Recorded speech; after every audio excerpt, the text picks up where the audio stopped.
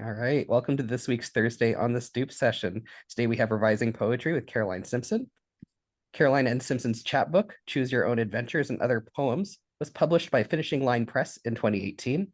In 2020, Delaware Division of Arts awarded Caroline an Established Artist Fellowship in Poetry, and she has been nominated several times for a Pushcart Prize in both poetry and nonfiction.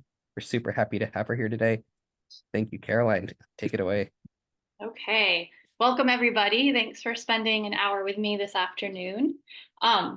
Our class today will give you an opportunity to play around with revising a poem. So hopefully you have a draft of something that's not quite working, but you believe in its potential.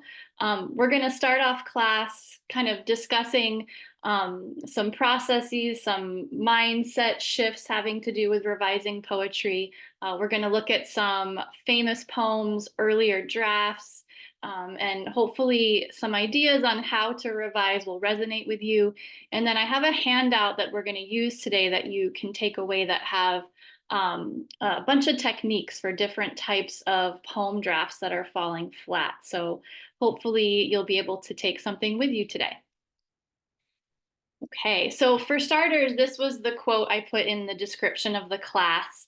And I want to suggest that we all kind of shift our minds about this idea of revision. This is a quote that's above my writing desk on my bulletin board.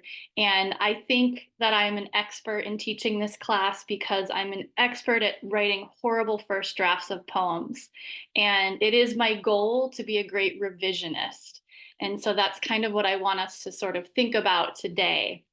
And that goes along with the idea of how difficult sometimes it is to get that first draft on the blank screen or on the blank page.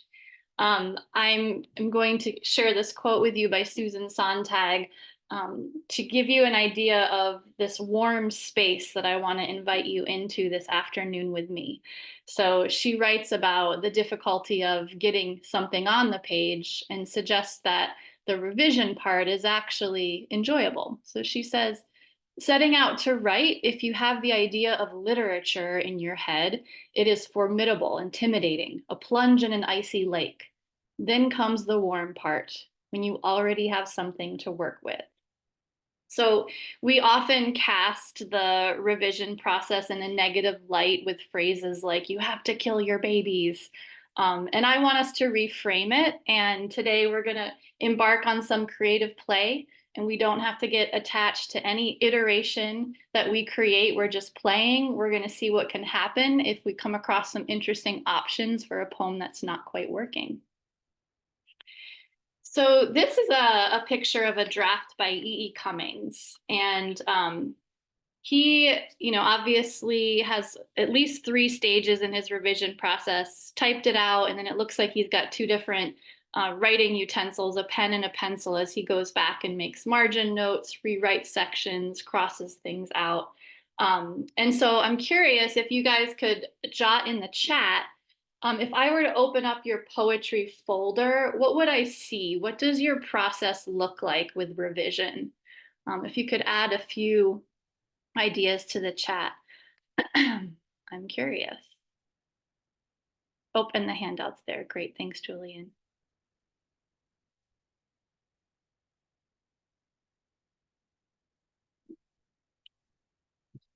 So again, the question is, if I were to open your poetry folder, what would it look like? Does it look like E.E. Cummings' process? Are you going between computer and handwriting?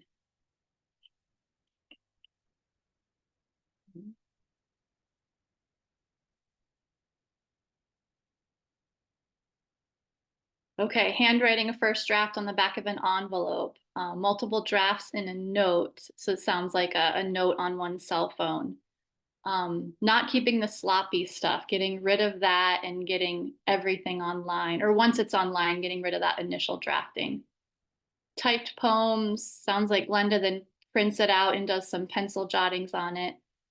Many versions of each. First draft, handwritten, revisions on the computer, one on top of another. Computer handwriting. Okay, we have a lot of people that go between writing longhand and the computer, crossouts and arrows. Lots of repetition, handwritten lines. doing revisions. Okay, interesting. It sounds like a lot of people start off in longhand and then move to a computer for their revisions and keep those iterations. Okay. Okay, so I don't know if any of you are familiar with this great essay by Rachel Richardson. It was published on Poetry Foundation's website. It's called The Warmth of the Messy Page. Let me see, I'm trying to close this so I can read it. And she writes that my own revision process is messy, often flopping between the handwritten notebook page, the computer screen, and printed text I can overlay with scribble.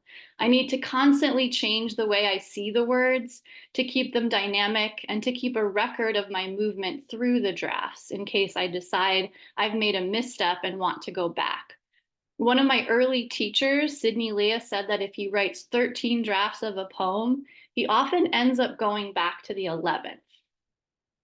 So I wanted to share this quote from the essay with you because I think for practical and emotional purposes, it's nice to recognize that keeping multiple drafts sort of frees us up to take risks.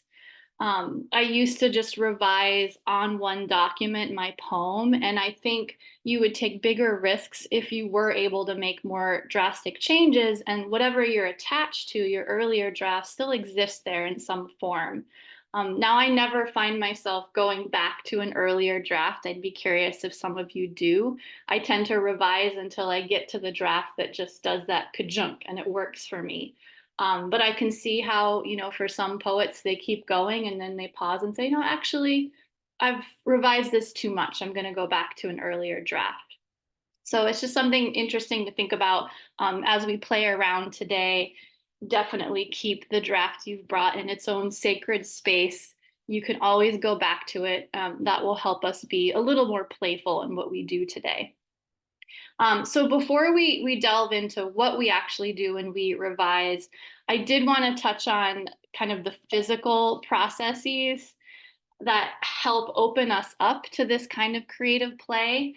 And these ideas, some come from Kim Adonisio. She writes a great book called The Ordinary Genius. It has some great ideas on how to open yourself up to the creative play involved in revision.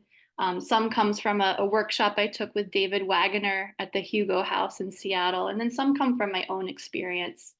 One that I found interesting is memorizing your draft, and this comes from Kim Adonisio, and she feels that there's something really unique about a draft living inside of you, and the work that you take to memorize it is going to reveal the sore spots or the incongruities that you need to tackle in your revision.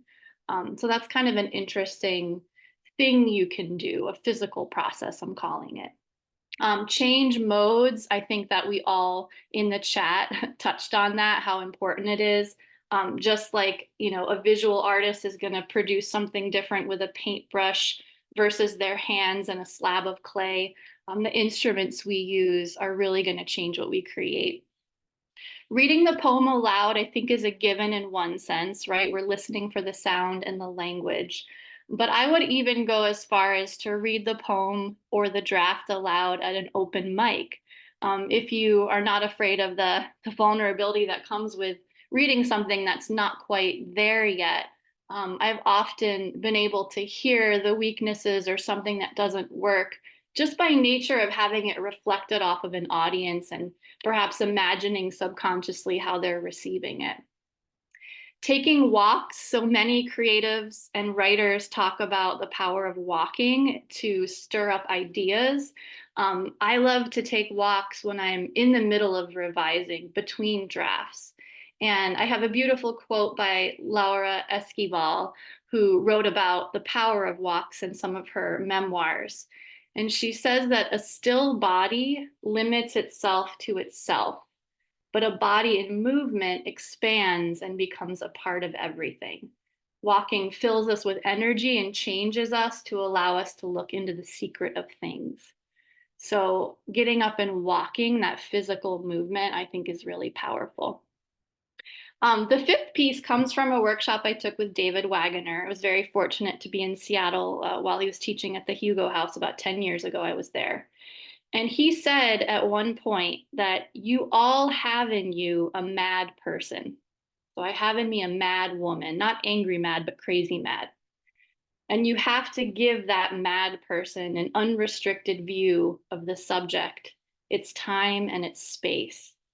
So I used to produce poems that fell flat because they were missing their organic heart. And now my early drafts have way more than I need. Like I just try to go nuts and get it all out there, because then I have more to work with, right? And so he kind of taught me to embrace that crazy person and go for it. And then the last piece, and some of you mentioned in the chat, you like to do little pencil jottings. I think that sketching or drawing what's around you kind of puts you in a mindful, present state of mind that allows you to be open and listening to your thoughts and other ideas. So just a few practices there that might kind of help put you in the right space. And if anybody else has a suggestion of something they do, go ahead and throw it in the chat because it's helpful to get those kinds of ideas.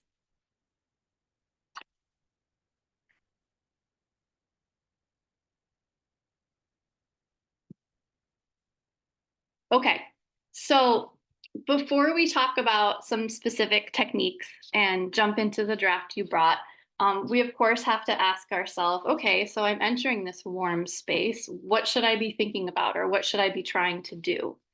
In the New York Times in 2017, there was a great article published called Poetry in Action, in which some famous contemporary poets put a picture of some early drafts or subsequent drafts, and then they spoke a little bit about their process. And so I wanted to share with you 3 of those so you can see what some contemporary poets are thinking about or what their purpose or goal is as they're revising, just to get our own goals. I'm reading in the chat now, we have some good physical processes.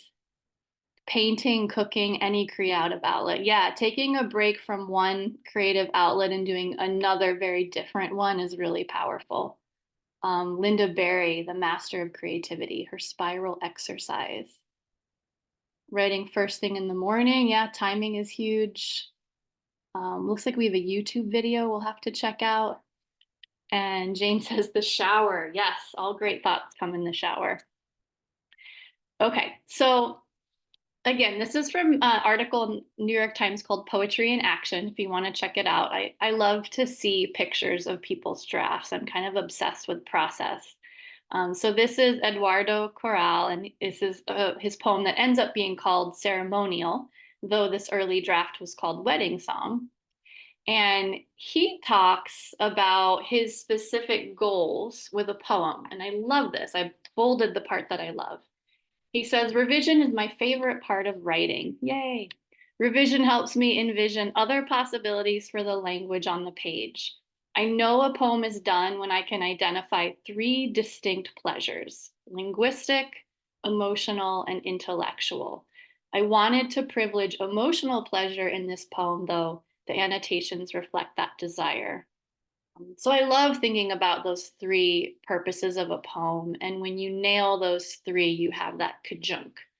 And then also, he mentions in some poems we honor one more than the other. It sort of depends on what we're up to with a particular poem. So there's his version of what he's doing in that warm place called revision. We have Marie Howe as another example with her poem, The Map, and she's got a picture of 6 different subsequent drafts. Can see some annotations, but not quite as many as the previous one. And she's got a cool metaphor for creating a poem and revising it. A poem has its own body. It comes into the world, and I feel most often like a midwife. And a poem has an unsayable center around which its body grows. The first draft had 1 or 2 or 3 things going on. It was too talky, but hadn't found its organic heart, its unsayable necessity. A friend suggested starting with the statement, the failure of love, then the map appeared, and in the space between the 2, the statement and the experience, the poem appeared. So I pulled hers out, her comments about revision, because I love the idea of giving birth to a poem, but actually, not being the mother birthing the poem, but the midwife who's helping this poem enter the world from some magical, powerful place. And I like her thoughts about revision being kind of growing the body around that center or around that organic heart. And one of the things we'll look for in our own poems today is, what is the organic heart of the poem? It might still be missing. There's a type of draft that we sometimes write that's missing that center or organic heart, and we need to do some work to find it. And sometimes it's there, and we need to do the work of growing the body around it. So I thought that was a really cool metaphor. And then the last example from Poetry in Action is by Robert Pinsky about his poem Exile and Lightning. And he says this is draft 8 of 25 numbered drafts. The poem became a bit shorter, more direct, I hope swifter. With this version, I got the title, it's circled. The sketch of a floor lamp reflects my habit, crude little drawings of stuff around me where I'm writing, sometimes of the pen. So I added that, he likes to sketch. He does that. He's pausing and he's doing that thing where you sketch things around you and you're mindful and present and listening. I like seeing that people also have to write 25 drafts of a poem until they get it. And I often hear poets talk about making their work more concise, more succinct, but the word swifter was interesting to me, kind of packing a punch a little bit more quickly. So all good food for thought. So we've discussed kind of reframing, or I've explained, the discussion will happen soon. I've talked about reframing revision as entering a warm place where we're going to play. We've talked about different physical processes or things we can do to kind of free us up in that warm space so that we are more playful. And then also some goals or some things we might think about while we're in that warm place of revision of what we want to do with our poem. So before we move on to some techniques, I'm curious if you guys could just jot in the chat if a phrase or an idea has resonated with you from what I've shared so far, if you could jot it down.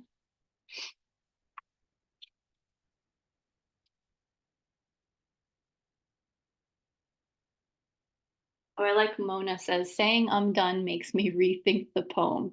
I'll send it to my poetry partner and then go back. I'll do that several times. Cool. Yeah, memorizing the draft is really interesting to have it live inside you and see how that feels. Anything else? Something resonate with you? Not the birth mother, but the midwife. Yeah.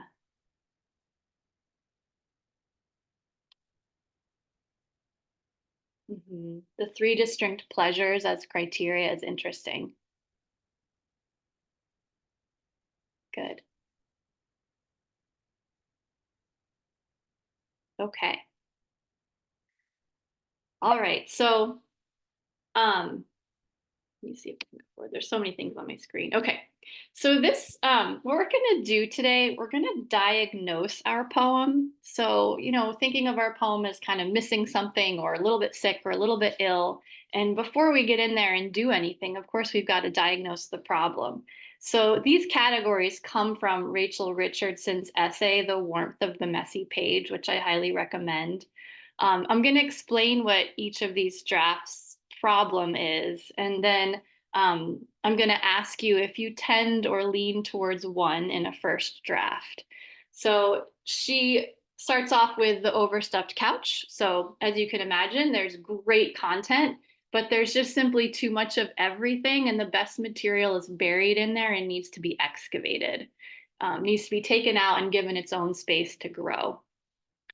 Then you have the skeleton, which is the opposite problem. So there's like the beginning or the germ of an idea, but the real charged material or that organic heart isn't quite there yet. The pancake, these are so sad. They just kind of elicit a shrug from the readers. They're lifeless, they're not moving. I feel like I have a folder on my desktop called Poems Need that need revision, but really I should call them pancakes, because once I put them in that folder, it's like I don't know what to do with them, right? The Lively Mess, a lot of great content, golden lines, playful language. There's a heart there, there's a center, but there's kind of a lack of cohesion. It hasn't found its proper home yet. So thinking about form and structure, it's missing a logic or a narrative or a momentum. So, in my early days of writing poetry, I was definitely queen of the skeleton. I had big feels about my first drafts, but all those big feels were inside my body and not on the page yet. And these days, my air is probably the overstuffed couch because of David Wagoner's advice to let your mad woman go crazy. That's what happens in my first drafts. So if you guys want to add in the chat, is there a type of draft that you tend to produce? If you were going to kind of diagnose yourself there. The skeleton, yes. Yeah, but someone said a bounce between the overstuffed couch and the skeleton. That would make sense, right? You're either overwriting, like, oops, I don't want to overwrite, and then you underwrite the skeleton.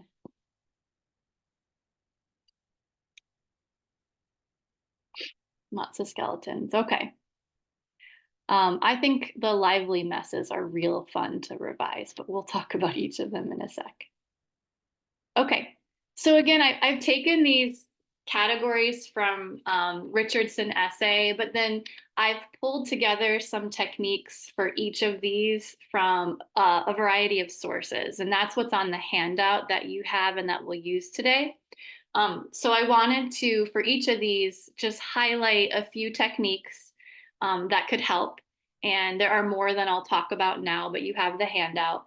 And also share with you a few professional examples of famous poems that you know, and then look back at the earlier draft.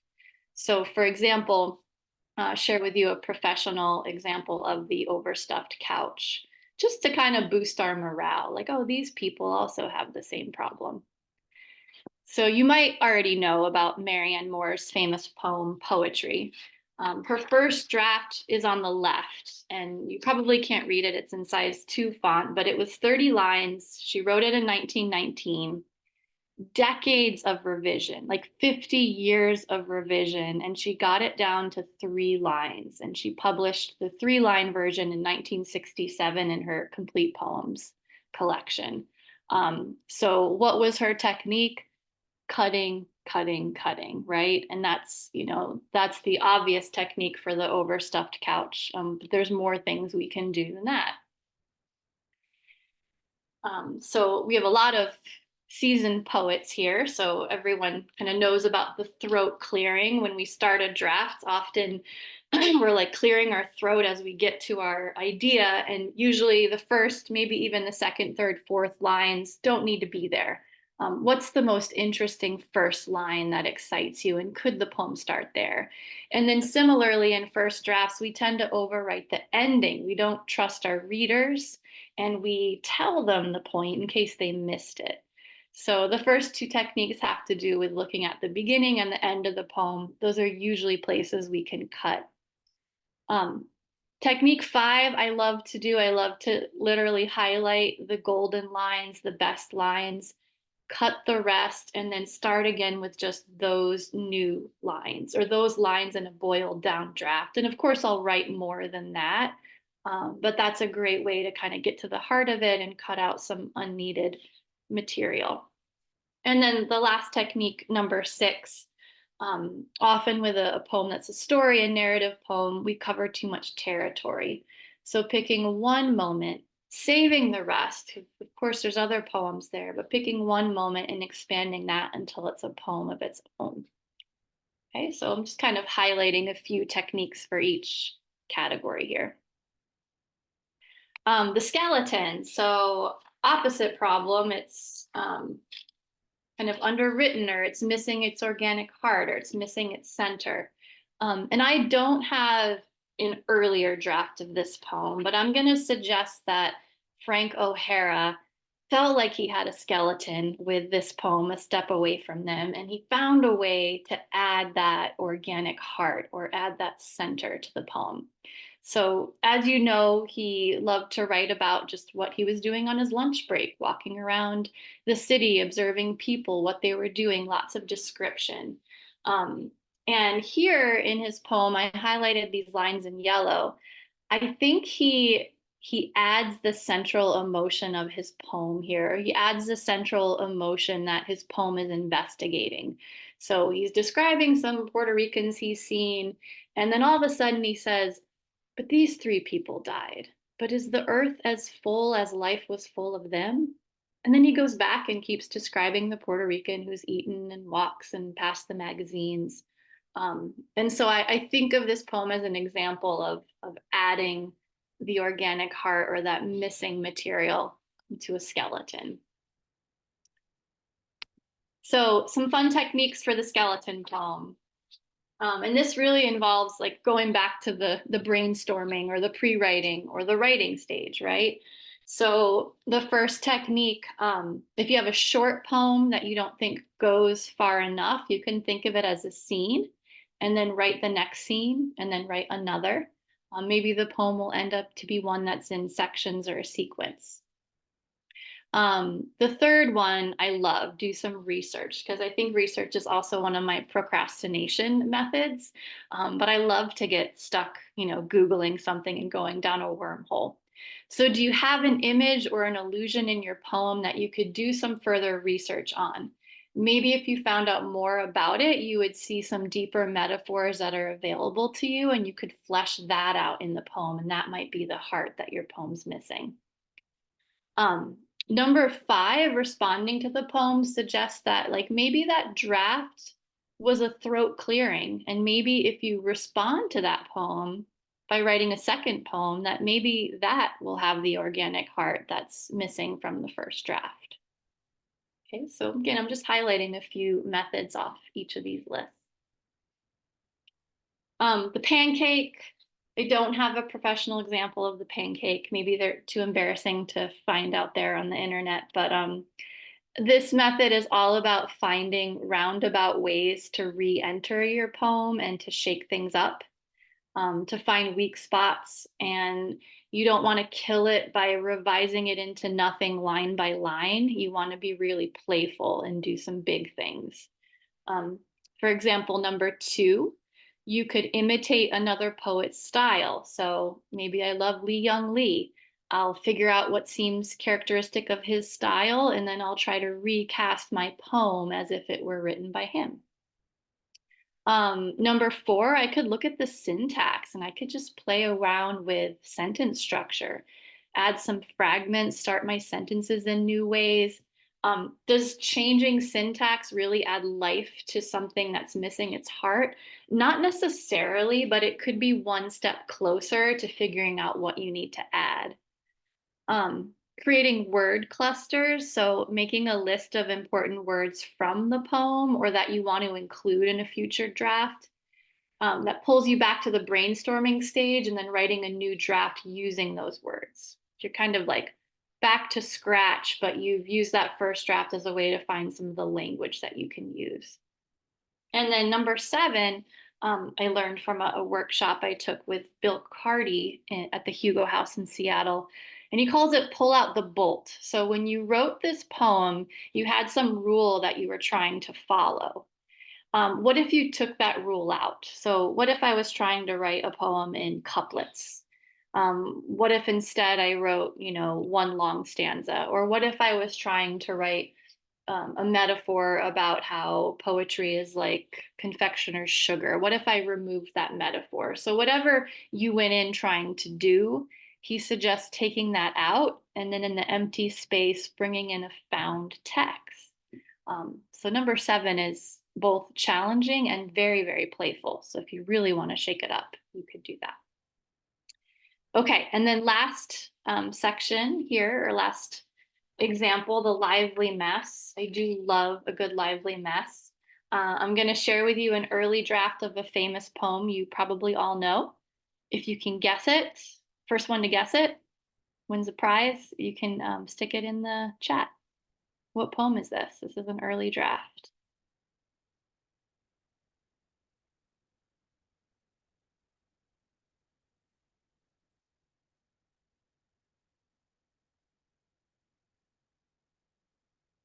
Yes, Bethany got it. This is One Art by Elizabeth Bishop. I'll chat about her revision and then I'll get back to the two questions that were asked in the chat there. So Elizabeth Bishop, and I'll share, actually, I'll let you stare at the draft for a little bit and then we'll look at the one we all know. She wrote 17 drafts of One Art over 2 weeks, published it in 1975, and it began as notes and it evolved into a villanelle. She changed the title, she deleted words, she reached for some possible rhymes.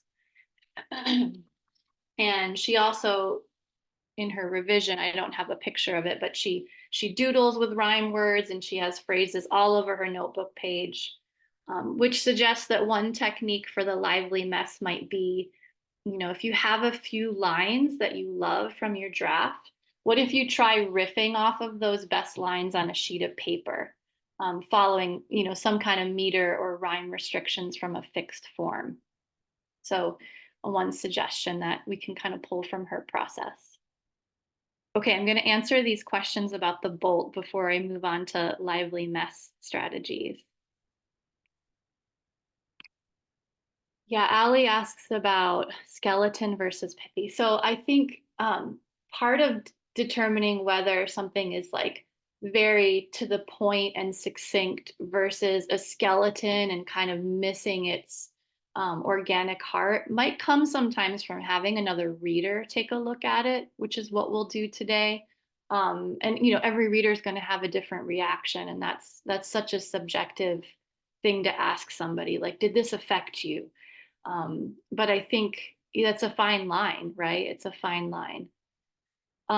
So the bolt has to do with a kind of rule that you used when writing it. It could be some structure you were trying to follow. It could be even like the type of poem that you were writing. It could be a rhyme that you were trying to include. It could be an analogy you were trying to make. So Bill Carty just means that, bolt as in like nuts and bolts, like this is what you were using to hold the poem together. But he's suggesting, well, what if that's what's not working? What if you took that out and then in the space you brought in something else? Yeah, Mona, so the sestina, like what if you tried not to try the sestina and you did something else instead and brought in a found poem? So there's no rules for revision, right? We're playing, but yeah, that's my best explanation of removing the bolt. Okay, so lively mess. Here's some techniques we might use for something that has great content, beautiful language, golden lines, but it's kind of missing its logic. Its structure isn't quite right. Its momentum isn't quite right. Number one, this is kind of an age-old technique. You could print out your poem, literally cut it into lines or group of lines and just move them around to see if you can make some new interesting tension or connections. You do that on a Google Doc as well, right? Just simply moving things around.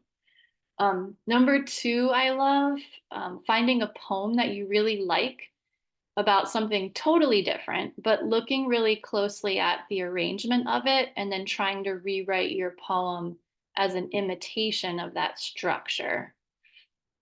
Number three, I found really interesting is to transfer the poem to couplets. And the idea here is that if you put it in couplets, every line will become either the beginning of a stanza or the end of a stanza, and it's hanging out next to that white space. And so you'll really have more room to see the poem and find weak spots. I like that technique a lot. Starting with the last line, I think a lot of you have probably heard of that. So rewriting the poem backwards for as long as it feels surprising and then letting yourself veer off into a totally new place. And then the last one I'll mention, if your poem begins with an image, try opening with a statement or vice versa. And then from there, you're probably going to have to do some moving around, some reorganizing, and some writing a new line or two. Okay, just check on the chat here. Couple good thoughts.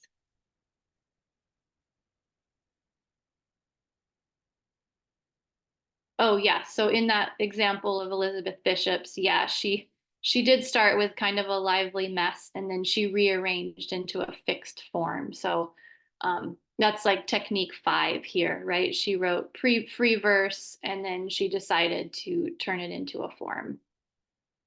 I've heard the same thing with the bolts, pouring it into a different vessel, rewriting a sestina as a sonnet. Yeah, yeah, that would be another great idea, just picking a different form.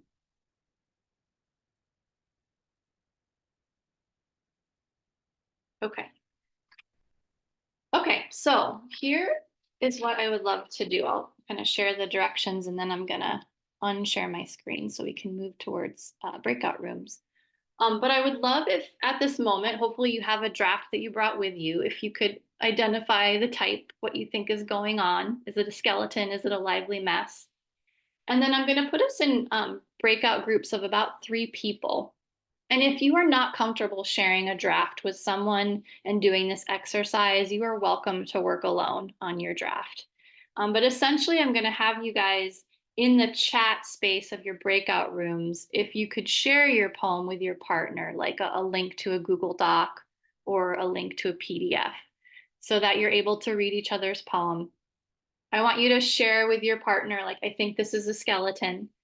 And after you've read your partner's poem or your own, if you're working on your own, I want you to assign a revision technique from the handout.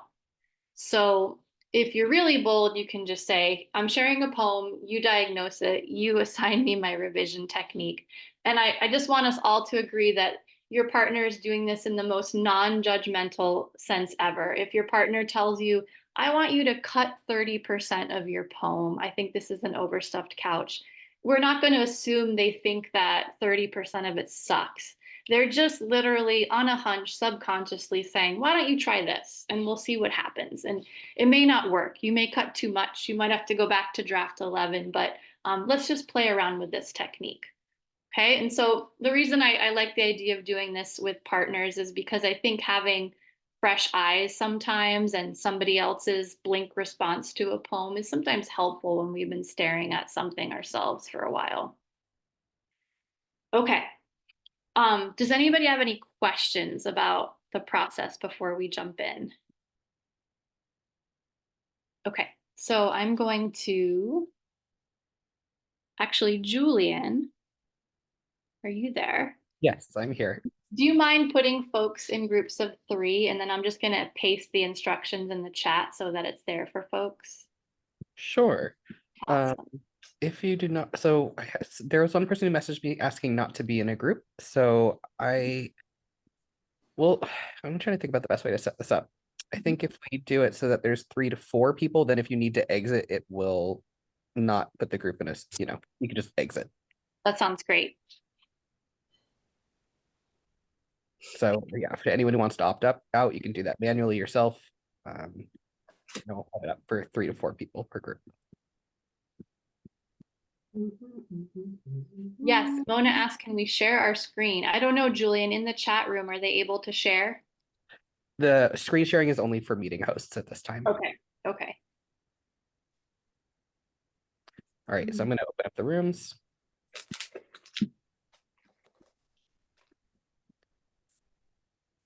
Caroline, did you put the instructions in the chat yet?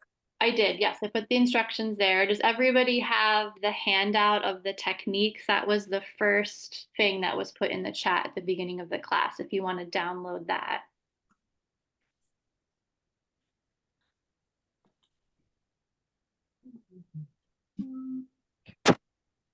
All right, I'm going to open them up. And we'll meet back here in about 10 minutes.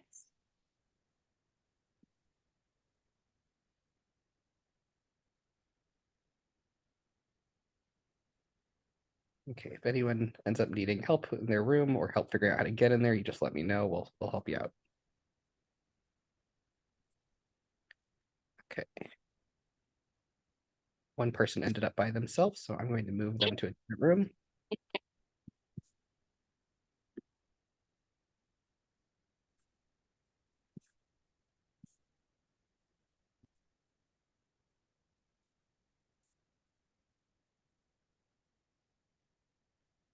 I'm going to pause the recording during this part.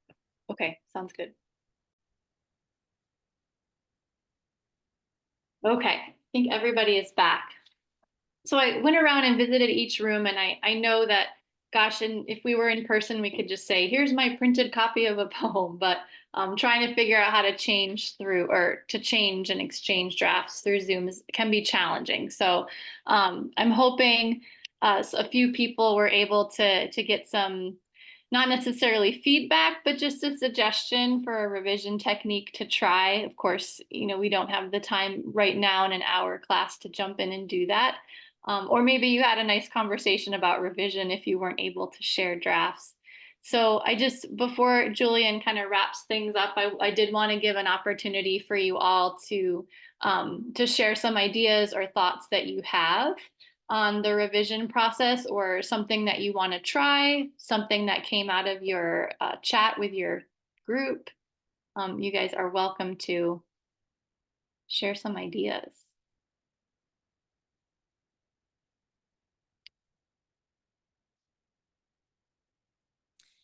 One thing I thought was interesting in our group was we might not even be able to diagnose for ourselves which one of the drafts it is, and even just having another reader for that can be helpful. And maybe we would still stick with our initial assessment.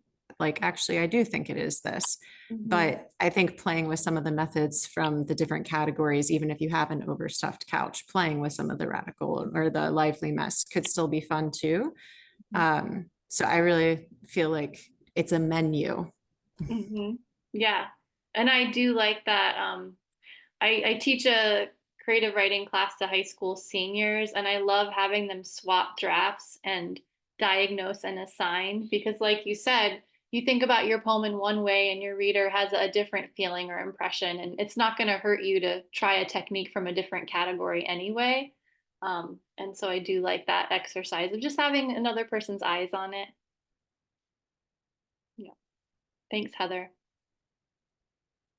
I also think it wasn't hard to make it real positive. So, and I think that might be the tools that might be, like, this is what I really love. This is what really jumps out at me, or this, kind of. And I think the person putting it out as, I want to revise this, is a great, opening. That you said it is easy to be positive, you mean? Yeah.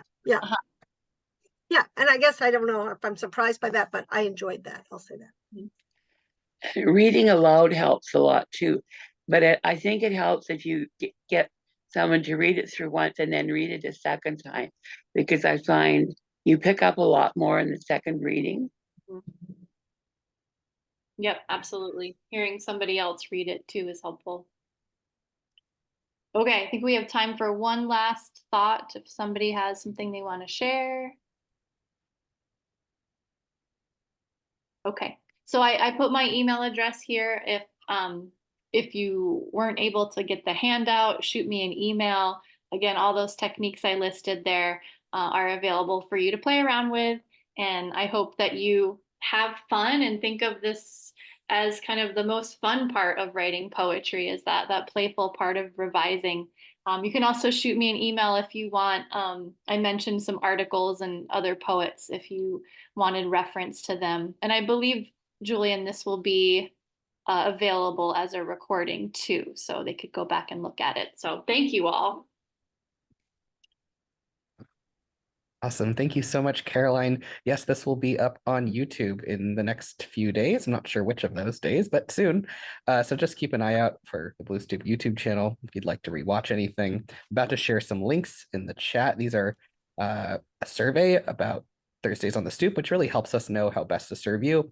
It's a link to classes, which do have financial aid available, so don't let that scare you off. Other events, including next week's Thursday on the Stoop, which is Containing Multitudes, Creating and Corralling a Large Cast of Characters with Holly Wendt. And also, if you're a teacher, you could apply to teach at Blue Stoop. Deadline is the 26th.